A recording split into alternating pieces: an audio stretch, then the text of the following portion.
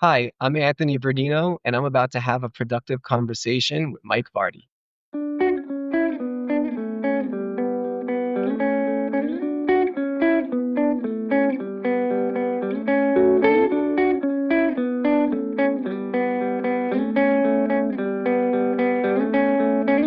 Thank you so much for joining me today for a productive conversation. It's great to be here with you, Mike. So, first off, CBT, for those that are unfamiliar with the term, and I don't like starting off every conversation with, well, so tell us a little bit about, I could have started with, why'd you write this book? Why now? But instead, just because there are some confusion around maybe what CBT is, lots of acronyms out there, we don't want to have any confusion. So could you share a little bit about what CBT is and why I think you've taken something like CBT and simplified it for those that may be unfamiliar or for those that might be familiar? Great. The CBT, cognitive behavioral therapy, it stems back. It's actually from Aaron T. Beck. It's one of the most used therapy modalities in the world, mainly because it's so effective. And just in a nutshell, really, CBT is just teaching us the connection between our thinking, our actions, and subsequently how we feel, right? So think about a triangle whenever you think of CBT, or just look at my book cover. It's that in a nutshell, right? Of course, that all happens within the environment and body, but regardless of what happens in your day-to-day life or the kind of aches and pains in your body, as long as you have the right mentality and the right actions, you can control how you feel ultimately. And why did I simplify something that I just explained in a matter of seconds, right? I'm guessing nuance has a role in that, maybe? It definitely does. I mean, if you look at classic CBT, like when Beck created it, it has a lot of worksheets. It has a lot of sort of like daily check-ins with yourself. And in the modern world, there's just barely time for us to, go through all our emails, right? Right. So I wanted to put it in a way that we could just look at it from one page descriptions on each part of CBT, right? And the other side of the page is just a picture, right? So we can internalize it and remember it. I think Right. that now more than ever in the age of technology, our mental health is suffering. It's getting in the way of our productivity, of course, as well. And I think we need something that's easy to digest, and even more after, something that's easy to refer back to, so we can remember. So Mhm. that's why I created this. So one of the pillars in the work that I share, and I'm glad you brought up productivity, is this idea of aligning and what my definition of productivity is. And really, I think it's, again, speaking of nuance, a lot of Mm. people would say that productivity is about again, the classic, it's the state or the quality of being able to produce, especially in abundance. Right. But for me, there's nuance in there. It's, how do you align your intentions with your attention? And then if you do that consistently, then that's how you become productive. I intend to do this. Here's how I'm going to pay attention to that. And the circle continues: action, reflect, action, that kind of thing. But Right. the idea of the cognitive triangle, right? Like this idea of the cognitive triangle, there's that link there: thoughts, feelings, behaviors. How do you see that model helping people better direct, again, the thing that they do have agency over, whether they may feel like they don't, but attention, because they do have agency over it, but it sometimes feels like it's being co-opted, corrupted. Mhm. How can this help with them aligning their attention with what truly matters? Well, so actually, it starts with, and I put this in my book under the basics section. Hmm. It starts with self-monitoring. Now, I want to say something quick, Mike, that Sure. I think you find interesting. And we know that you have the productivity diet, right? Your book, wonderful book. Um, I don't know if there it is. There it is. Not as fancy as my I'm reverse lineup. But, I don't know if you realize this, and I'm happy that you mentioned, looking at CBT in terms of productivity, you get CBT. Whether you realize it or not, you get it, and you actually talk about it throughout your whole book. And Okay. I highlight that, right? So to answer your question first, self-monitoring is really not much different than regular self-assessment, which you mentioned, right? And you talk Hmm. about, right? Yep. I think that's the first part. So yeah, we're not going to sit here and write a whole journal about ourselves and day to day what we're doing each day, but we're going to be mindful of what we're doing. We're going to be mindful of those actions, right? And with that, our distractions, our triggers. And then the other part of it is how we think about just about everything, right? Saying it simply, is it positive? Is it negative? In this Hmm. case, if it's getting in the way of your productivity, right? And it's something that you're indulging in too much. All right, now we know it's a negative action, right? Right. So it comes from self-assessment, as you say, or self-monitoring first, Okay. right? To be honest with you, a big secret of therapy and why it's so effective to begin with is because it encourages this self-assessment, this self-monitoring. Right. In in your mind right now, you could probably think of maybe 20, 30, 40, 50 things, right, in like minutes, Hmm. but process absolutely none of it, right? A simple example I like to say is in your mind, pigs can fly, right? We can visualize a pig flying with wings, but is that realistic? No. So we can imagine how we get in our own way just from our thoughts alone, right? And that impacts the actions.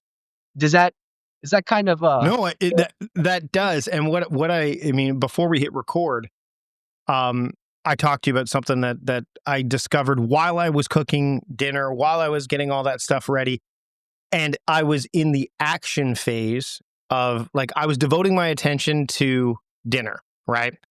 And as soon as that other thing popped up, I made note of it, but I knew that there was not the time or place for that. It's still Mhm, in my head. Like, as I talk about it, to your point, I can imagine not only like what I need to do with that, but I can also imagine what it would be like to do that. I think is the key, right? Like, so, um, I don't want to share what it is because I don't want people to jump the queue and a whole bunch of people be able to do this thing. yeah, yeah, take the secret, keep Yeah, yeah. But the point is that, yeah, there's this visualization thing, and I'm a very visual, like, I love the idea of, again, the spheres of attention. I see this bullseye and so on and so forth. So yeah, it mhm, totally makes sense. But what I didn't realize, and I think this is something you just brought up, is that I get it. Like, it's interwoven throughout. And so my question is, like, a quick follow up is, do you think that CBT, as much as it's being more, it's spotlighting a bit more these days, people are starting to be more warm to the idea of therapy and so on and so forth. But right, do you think that the the world of productivity that we've kind of adopted, the quantity, fast, fast, fast, go, go, go, now check off as many mhm, boxes, do you think when we think about productivity in those terms, that CBT has a hard time making its way into that? Because, to your point, you're not spending a lot of time doing assessment. You're just spending a lot of time in action. So when someone is so like, I can't, I'm too busy, I've got these things to do, there's no room, there's no space for that to go. right. So maybe, I mean, this is a roundabout way of saying is that when CBT doesn't take up the time part so much, it's the space part. I see what you're saying.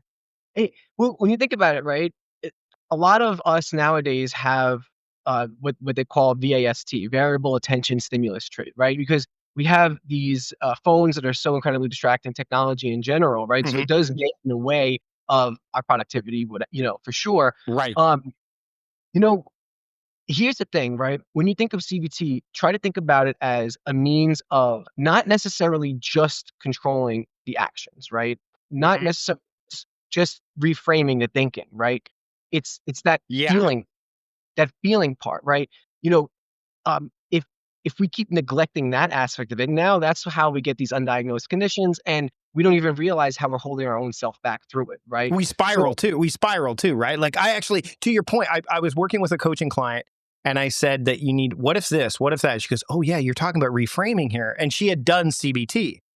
And so then she's like, I'm like, oh, I didn't even realize that what I did there was, and I am not like, I don't have those degrees that you have behind. Like, I don't, but to your point, like, so what I've been doing is, she just said, would you be able to send me a prompt regularly that says, are you reframing? Like, just that mm, question.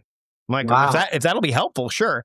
And as soon as, it's really weird because as soon as we had that eureka moment of, so if I apply the principles of CBT that she went through to what you're asking me to do in the realm of being productive, Yes. Yeah. That's unlocking it. And all she needed from me was to say, "Are you reframing?" And she goes, "Yeah, yeah, thanks. I needed that. Thanks, I needed that prompt." I'm so happy you mentioned like we're talking about reframing now because when I said CBT, I touched on one of four things that cover just about the entirety of CBT. Again, that you actually talk about in your book, Hmm. right? Yep. And one of those cognitive restructuring is this fancy way of saying reframing, right? For anybody who doesn't know what that is, it's I like saying it very simple. Take a negative and make it a positive, Hmm. or pull the silver lining out. What it is, from the psychological perspective is we're challenging unhelpful thoughts, right? We're challenging biased thinking, right? So what does it do when we get in our own head, we start talking negative to ourselves, even if it's from a lack of action, right? It can motivate us to do, but you know what motivates you more? Actually motivating yourself and not beating yourself up. You Right. know what I'm saying? Right. Yeah, yeah, yeah, yeah, yeah. If it comes from within, it feels better than if it's Yes. not, right? Like Yes.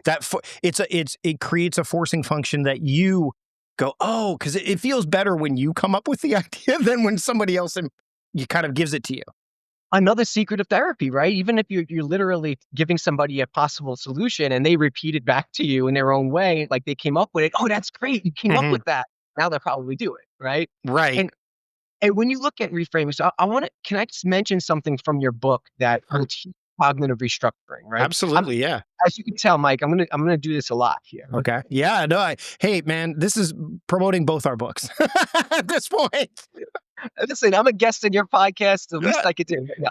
Um, so when when you encourage in your book, you talk about should, right? You mention quote unquote should, which side note, should statements under CBT are considered these things called cognitive distortions, right? Right. They're normal biased thinking that all humans have at some point, right? You talk about reframing that into an opportunity, right? So we talk about from should to could, right? Hmm. Something empowering rather than guilt inducing, Yep. right? That is cognitive restructuring. So that is the best way to control that part of the triangle, right? The thinking part. So Hmm. again, thinking about the triangle, it's our thoughts, it's our actions, it's our feelings or emotions, right? Right.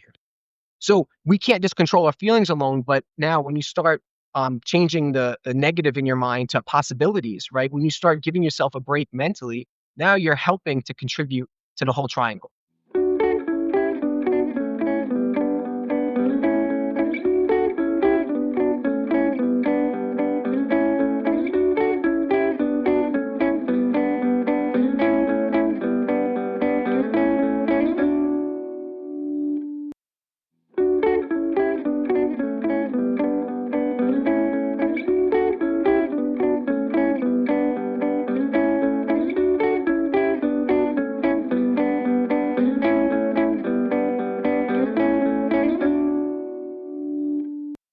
As we're talking about this, I think that when I put that in the book, the should to could, Mhm. it doesn't necessarily say that you're going to have control over the outcome.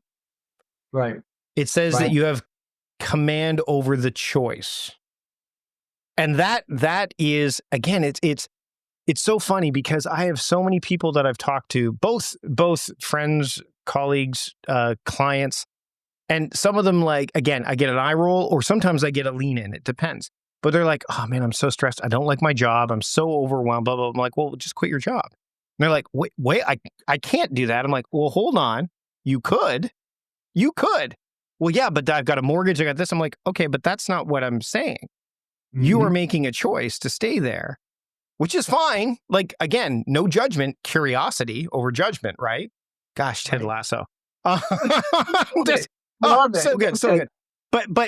But the thing is that in all honesty, if someone was like, "I'm so overwhelmed, I hate, I don't like my job, I'm not fulfilled," like, okay, so what would it take for you to not do that anymore? Well, okay, I would have to you could sell your house. You could move to I mean, where we live in North America, like in Canada, like if we moved to another country with the money that we had that has our dollar, you'd be fine. You could do another, right? Like, so you do have, people talk about, I know that, I'll talk about my mother particularly is she's like, "How do you let your daughter move all the way to Montreal for Mhm. university?" Like, imagine not, I'm like, I Snapchat her every day. I see her every day.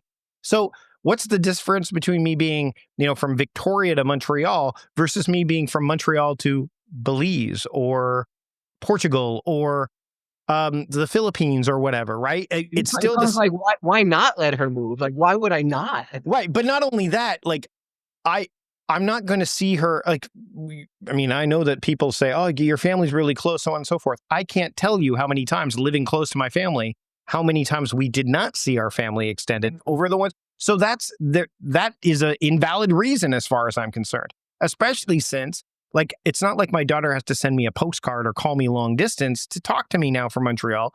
We can literally chat in asynchronous real time, either visually or by text. So we could do that from Montreal to Victoria. We could do that from Australia to London. Like, so it's not the same energy for sure and proximity, but there's all choice around that. So it's really interesting when someone says, I can't do this. I'm like, that's not true. You are making choices. As soon as, and again, I think you're going to say, that's it, Mike. As soon as you decide that, you've taken agency. Therefore, now you can do something with that, as opposed to the denial of, this is just the way life is. It's the, and I know I'm meandering here a bit, but the movie The Way with Martin Sheen, the one where he walks the El Camino and his son dies on the El Camino and all that stuff. Spoiler alert, by the way, everybody. But I didn't tell you what happens. There's a transformation. But anyway, Right. his son says, you don't. What's the line? You don't choose a life, you live one.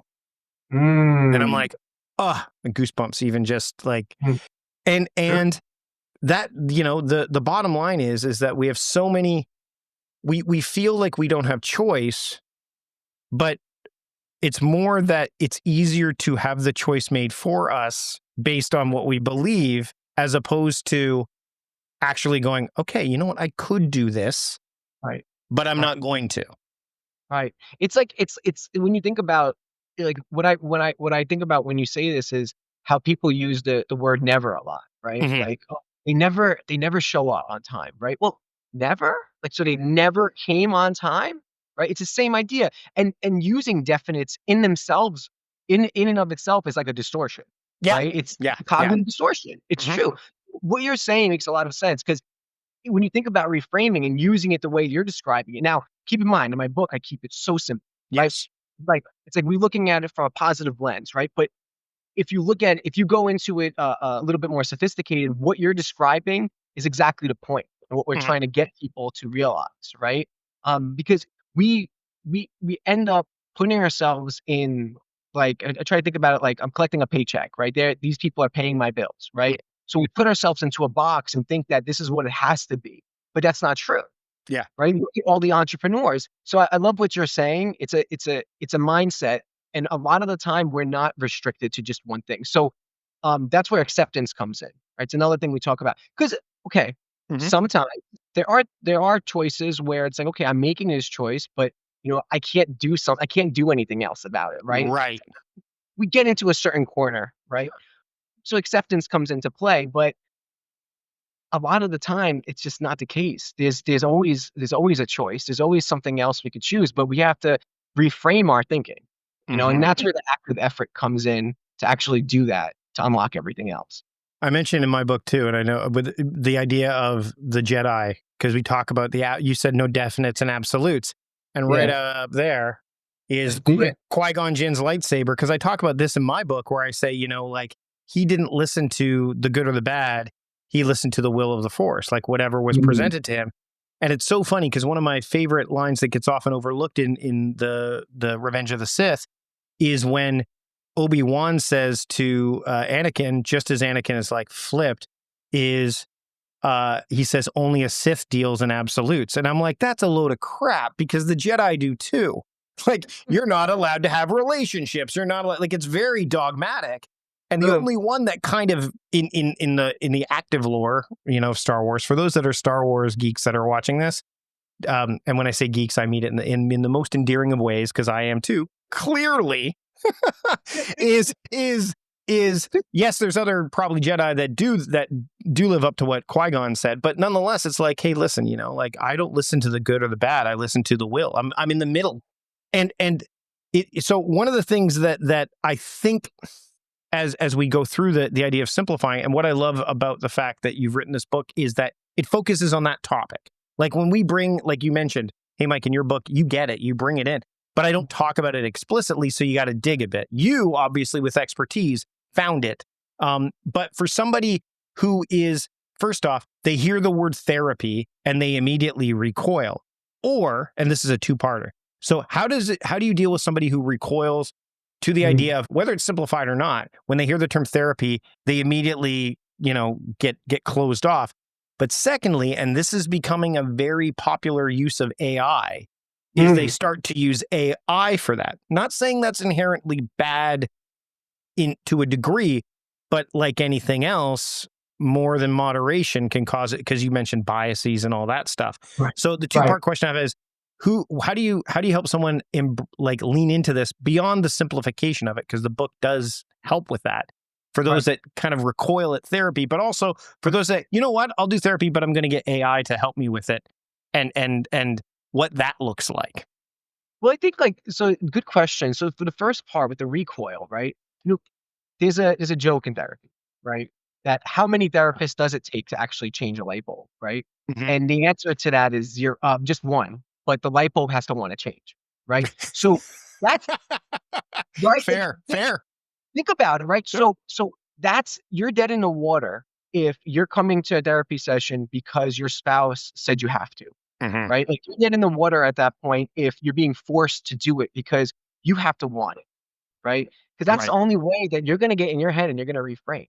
That's the only way that you're gonna look at your actions and practice what we call behavioral activation, right? Mhm. Like the only way you're gonna actually take steps towards improving something that you see as an issue, which is why you're going to therapy, right? Or even to vent about something is being willing to talk about it, right? Right. Being willing to take the actions towards changing it. So that's really how I deal with it. Sometimes there are people who end up in front of me and they're doing it because their spouse said they have to, right? Yeah. Um, and what you do there is really like you take away the scariness from therapy. The first thing I do is I explain that cognitive triangle, and Mhm. I really just simplify that right in front of them so that they see it, right? And it disarms people a bit so that by next time they come, they start talking freely. You naturally establish a rapport, and it doesn't feel like therapy. Right. Can't guarantee that every therapist is going to do that, but that's how I deal with it. And another part to that question, to add on, really, I wrote CBT Simplified as a guide, not just to therapists themselves to help others, but also to individuals to be open to the idea of therapy. And if they don't go, because I myself am a therapist without a therapist. You know, I have a newborn. She's almost 4 months old now. I don't have time for it myself. I would love to, but I just don't have the time, right? But what it does is it also acts as a self-help book for Right. those individuals to really start getting to work with themselves. Even the part about self-monitoring, or as you call it, self-assessment, I even talk about that. Hey, listen, maybe you do need to start texting yourself, right? Or Mhm. start a journal for yourself, right? So maybe if you don't want to talk to somebody else or somebody you trust, there is a way you can do it, solo. Um, and That then with doveta that, that dovetails nicely into the AI part, it, for sure. I was just gonna say, yeah, I didn't plan that, by the way. It worked out. With the AI part, so, I love AI, right? I know some people who've used AI to write their whole books, which I'm totally against because at that point, it's like, what are we really reading at this point? Where's the Mhm. actual expertise? Just Yep. Google things at that point, right? But I love AI as an assistant.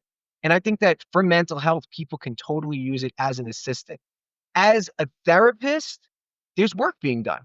I mean, in the clinic that I work at, I remember I think a year or two ago, they were mentioning how they're working on bots that provide CBT in particular, right?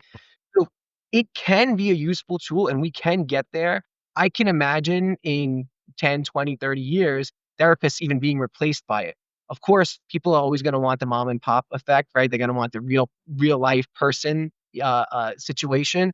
Um, I just think right now it's too soon to depend on something like ChatGPT for your mental health.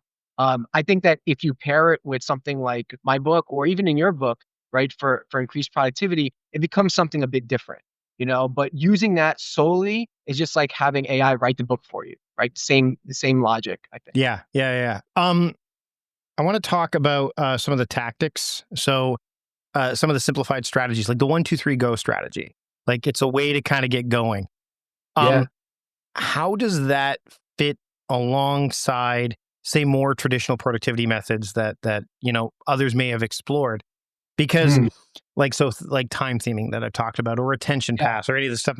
Because again, you mentioned that I alluded to CBT without even really outwardly mentioning it, and the same thing can work. It works both ways. So can you share that a little bit with the listener? Absolutely. So let's look at that, right? Let's take us back to 2013 to your TEDx talk, right? Yep. Love that, by the way. Let's make a due date. Let's make every day a due date, right? Um, and how do we do that, right? There's another TED talk. I forget the lady's name, but she discussed an action initiation strategy as well. And I think I even reference it in my book too. Hmm. First and foremost, essentially what 1, 2, 3 go is we're literally counting to 3, and on go, we move.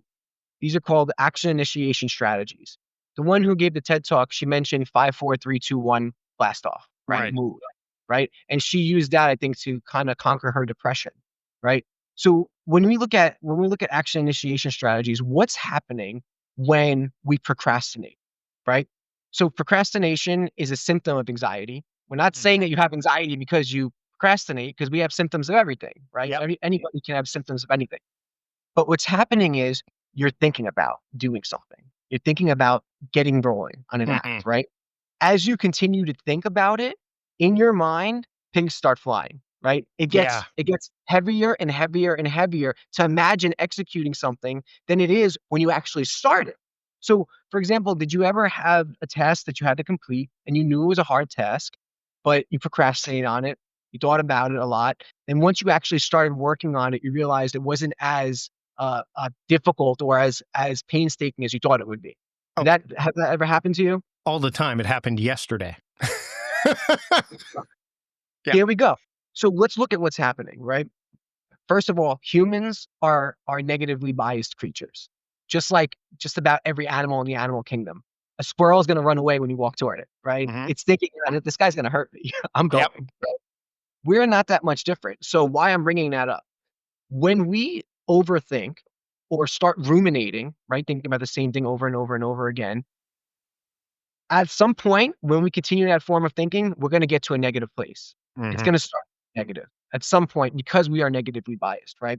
So, how do we stop that and just get to the initiation part, right? Start the act. We know it's not gonna be as bad. There you go. Action initiation strategies, right? I mentioned in the book, if you have an analog clock, I'm not sure if anybody has one of those in their house anymore. When the second hand gets to 12, I'm gonna move. Yep. Or it's gonna count to 3 on go, I'm gonna move. Count down from 5, and then I'm gonna move, right? Or Eric Partaker has, he's been on the podcast before. We'll link to it in the show notes. He has the 3 alarms. Like when one alarm goes off, his role changes. So he knows, like, okay, I'm transitioning from this to that, right? And by the Wow. way, Ksenia brings up, it's Mel Robbins that you're talking That about. that's her. Yeah, Yeah. yeah. So Mel Robbins. And so to me, that's again, that's fascinating stuff because uh, it comes up a lot where, I mean, I talk about reflection happens before and after every action, no matter what, right? Like we can't Mhm. help but do it, which, you've alluded to. The Right. problem is when we stay in reflection too long, right? Like, and that's why journaling to me is so powerful because journaling it's because every day we are a new version of ourselves to a degree. So Right. the bias, like if I was to, let's say I was to, well, I mean, and I can, like I'm working on the first draft of my next book.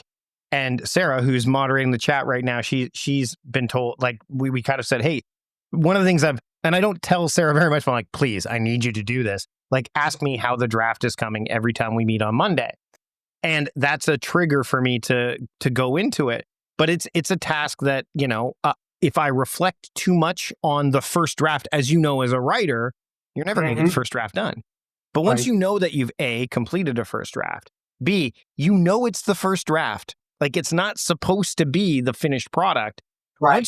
Once you have that, again, that knowledge, that understanding, that awareness, then it makes it easier for action. It's so interesting because we need to reflect to obviously learn and gain this awareness.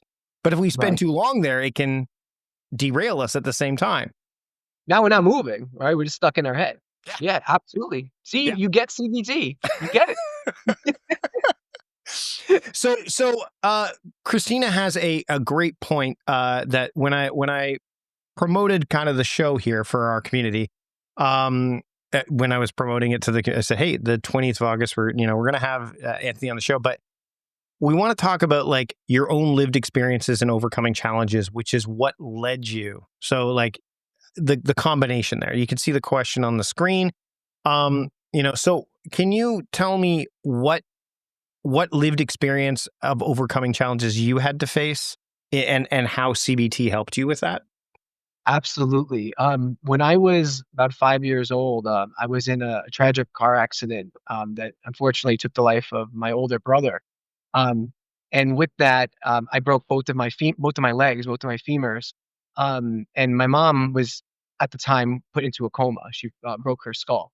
So it was that recovery process, seeing what the loss of my brother did to my family, as well as, seeing my mom come out of a coma and being there for me. I actually shouted her out in the book as, for Hmm. never giving up on me. Um, in the midst of all that, having ADHD, she had to get her brain back and then figure out how to get me straight. um, and a lot of my desire to help people become a therapist and even write this book comes from that experience, all of that. And how CBT helped me. So here's the thing, and I say this to empower other people as well. A lot of us get CBT already. Hmm. It is 2 plus 2 equals 4. I have to say it's straightforward when you really look at what it is, right? I knew what CBT was, and I knew how to provide it with others when I worked with them before I knew what it was, Right. right? Um, and then I remember reading about CBT and saying, "Yes, yes, that's what I do already. That's what I do already." If we're thinking negative, we're gonna feel that way. If we're focusing on negative things and how people treat us that, and how they've hurt us, and we're thinking about the past all the time, right? Well, we're gonna live in the past. That's where we're gonna stay. And if we act anxious or depressed, well, we're gonna feel that way, Hmm. right? So, it kind of happened naturally. I think a lot of the social workers, guidance counselors on the path there really helped me to be in touch with myself, to I guess see that. And of course, I think my mom encouraging a lot of reflection led me to becoming what I am today. And CBT kind of came with it naturally. If that kind of puts it all in a nutshell.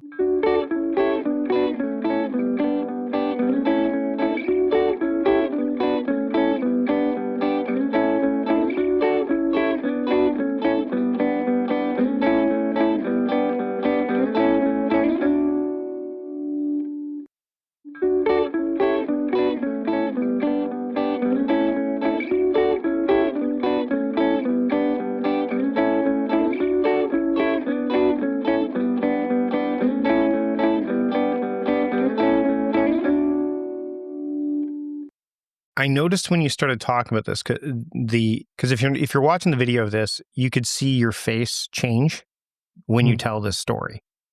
And gosh, I'm such a nerd about this, but the idea of grief and Vision saying, "What is grief but love persevering?" To mm. me, when you share that story, it shows that there's no end to that. So you lost your brother, you're all of that stuff. It's not like it's a set it and forget it. It's not top of mind probably all the time. I would imagine it's not. But when it shows up, CBT has helped you kind of navigate it, right? Not quash it, not dance with it, I guess, right? The idea of dancing with it to for lack of a better for lack of an expression. And I think there's ways that when you say people get it, it's like anything else. It can be co-opted in a way that works really well, and then in Mhm. other instances it can. And as soon as you mention the idea of, if you're feeling this way, you're going to display it. Then there's the flip side of that where people go, fake it till you make it, you know, and I think Which that can again, work. It is to a point, right? To a Right. point, Right. right? Because you can also fool yourself in the same process, And right? you start avoiding, which becomes yeah. Yep. Yeah. And so I wonder if one of the symptoms of uh you know uh the world that we live in, the things that we're trying to accomplish, is this idea of burnout, right? And I think Mhm. that's Mhm. probably where those things can really kind of, again, they can derail you when you get burned out. The tools that you have, the wherewithal, the energy, the ability to pay attention, kind Mhm. of can get can become a problem. So, got my question here, and it is, I've just got to find it here. See, I was so wrapped up into what we were getting into. Good thing we have edits for this. Yeah, Is take your time. when it comes to here we go. Just one second. Yeah, I think oh man. Oh, here we go. Um so this idea of balancing and embracing imperfection, right? Mm. That you bring that up. And that's, so this is the human side. And this is exactly what I was trying to get to. Is like in this culture that is driven by like check boxes, all that stuff. How can CBT help us avoid burnout while still striving for meaningful progress? Because, like I said, if you the fake it till you make it can ultimately lead to burnout because but why are you faking it till you, like, it's the why factor to me. But I'd love to see how, like, CBT, for those that aren't at that point and are feeling overwhelmed, burnt out, where CBT can play a role to help someone stay, not necessarily to be go, go, go fast, fast now, but live in that state of productiveness. I think that's a really good question. I mean, you look at that, right? Embracing imperfection. I have not met in my whole career one perfect person ever, right? Right? That's a distortion. Hmm. Perfectionism itself is a distortion. There's no such thing, Yeah. right? It's no such, it's like saying you can't. Yeah. Same thing, right? It's like a definite. Um, it's a good question. I think it comes in play where you start telling yourself that too. You accept that you are imperfect, Hmm. right? Just like you accept that there's going to be burnout, there's going to be pain, right, in the world. There's going to be things that you don't like, right? Even if you get rid of burnout, right? Because we don't want that, right? Right. You know, um, I think it comes from that place first, where you're looking at it like, I'm not going to get rid of negativity. Hmm. I'm not gonna get rid of imperfection. It starts with that, right? And then I think depending on the situation, it's the assessment phase, right? I don't talk about this in the book a lot, and this goes past CBT with a solution-focused mindset. Hmm. But as you described from the whole reframing thing, depending on how you look at a situation, it starts opening up your opportunities. You know? I'm trying to make sure I touch on and answer the exact question you had, but I'm not sure I'm hitting No, the no, no, no. I mean, it's the idea of where.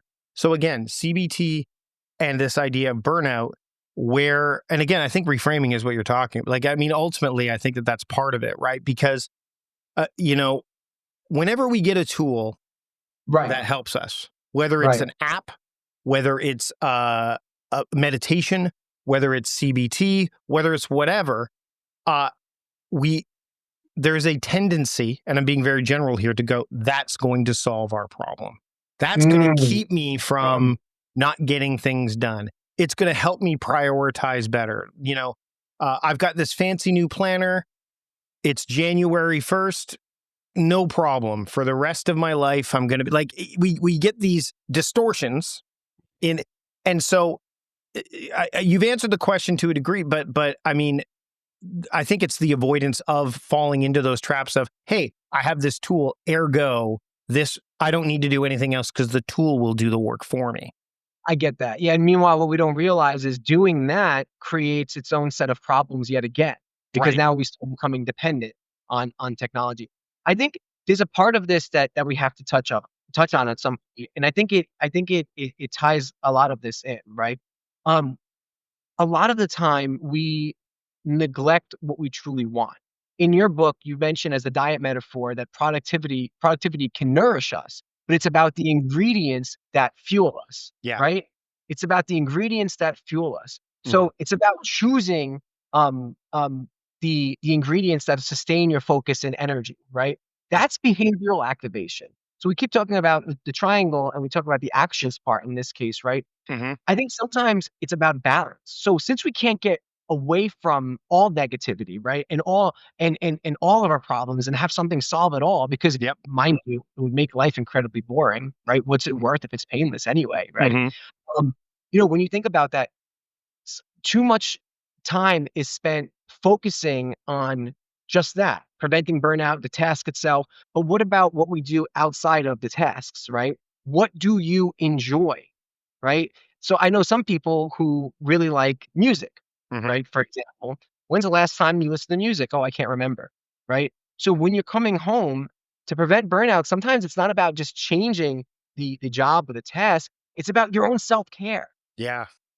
and we overlook that way too often. In social work school, there's one thing that they drilled into our head, and it's that self-care is a priority, right? At Hmm. least for yourself a day. It could be with family, it can be with others, but anything that you really wanna do that nourishes you, as you've mentioned, right? Hmm. And that truly help with burnout. In fact, in my graduate program, they explained that. They said, "Look, if you don't practice self-care, you will burn out."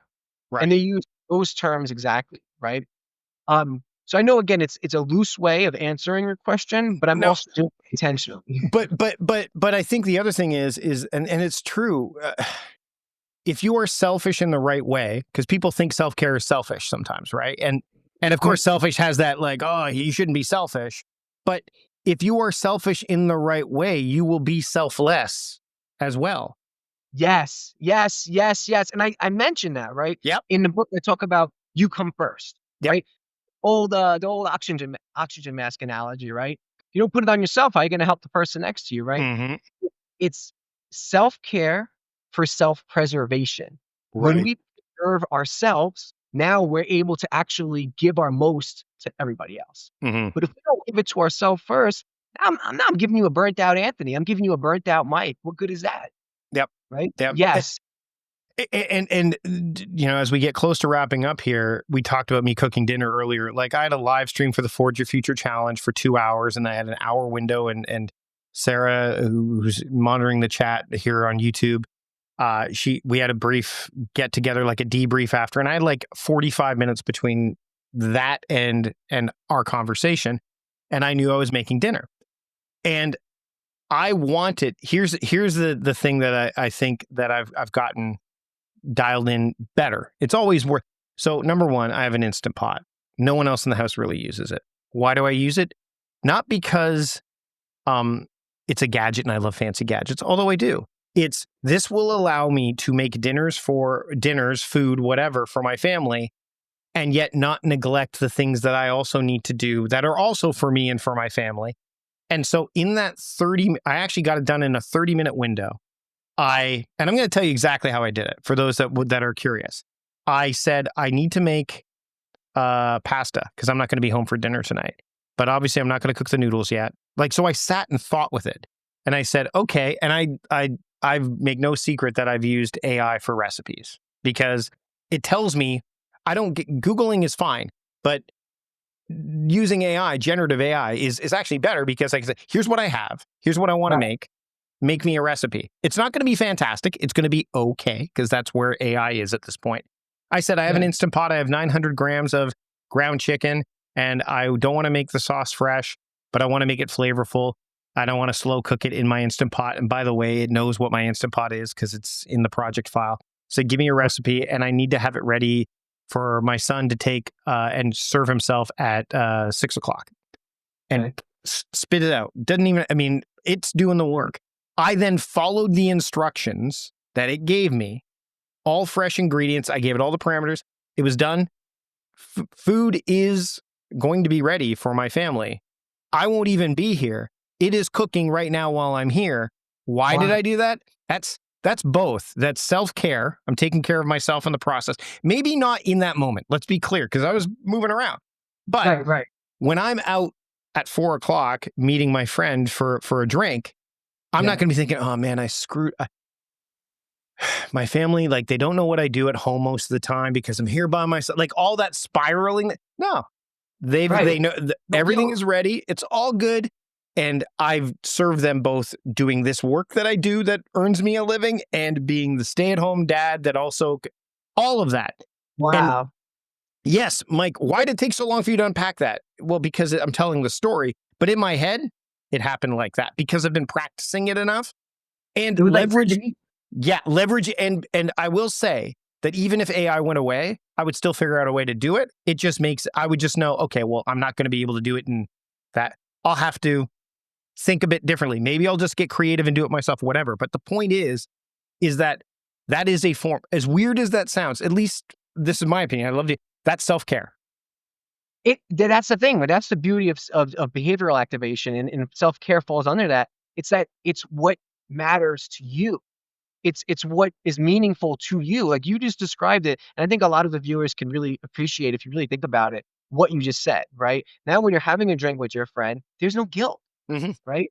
You fed your family, you did your part, and you worked damn hard in between. And I can be present in that moment with the friend, which makes it better for the experience for both of us. Now where's the burnout? No such thing at this point, right? Nope.